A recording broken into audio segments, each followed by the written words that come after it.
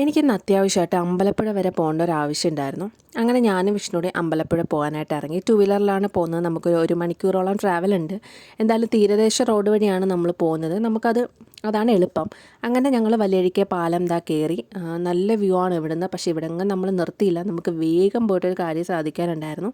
അങ്ങനെ എന്തായാലും ഇത് വലിയഴിക്കൽ ലൈറ്റ് ഹൗസ് അതെല്ലാം കണ്ട് പയ്യെ നമ്മൾ തീരദേശ റോഡ് വഴി പോയി.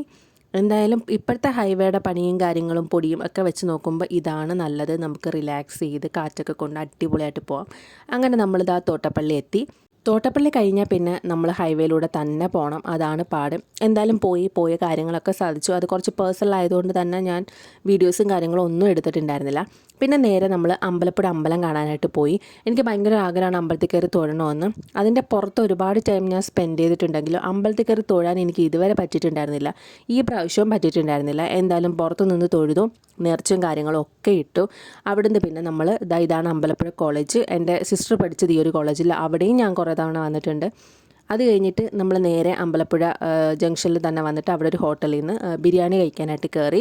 നല്ല ബിരിയാണി ആയിരുന്നു. 150 രൂപയായിരുന്നു ഒരു ഫുൾ ബിരിയാണി, ചിക്കൻ ബിരിയാണിക്ക്. നല്ല ക്വാളിറ്റി ഉണ്ടായിരുന്നു. അതെല്ലാം കഴിച്ച് കഴിഞ്ഞ് നമ്മളൊരു ലൈമൊക്കെ കുടിച്ച് നന്നായിട്ട് വയറ് നിറഞ്ഞു. അവിടുന്ന് നേരെ നമ്മൾ വലിയഴിക്ക് നമ്മുടെ ബ്രിഡ്ജിൻ്റെ മുകളിൽ വന്ന് കുറേ സമയം അവിടെ ഇരുന്നിട്ടുണ്ടായിരുന്നു. നല്ല കാറ്റാണ്. ഇവിടെ ഇരിക്കുമ്പോഴത്തേക്ക് നമുക്ക് കുറേ നല്ല വ്യൂ ഉണ്ട്. അങ്ങനെ കുറേ സമയം അവിടെ സ്പെൻഡ് ചെയ്തിട്ട് നേരെ നമ്മൾ പോയത് വിഷ്ണുവിൻ്റെ പുതിയ വള്ളത്തിൻ്റെ പണി കാണാൻ വേണ്ടിയിട്ടാണ്. അവിടെ പണിയൊക്കെ നടന്നുകൊണ്ടിരിക്കുകയാണ്. അവർ പേരും കാര്യങ്ങളൊക്കെ എഴുതിക്കൊണ്ടിരിക്കുകയാണ്. എന്തായാലും കുറേ സമയം അവിടെ സ്പെൻഡ് ചെയ്തിട്ട് നമ്മൾ പയ്യെ വീട്ടിലേക്ക് മടങ്ങി.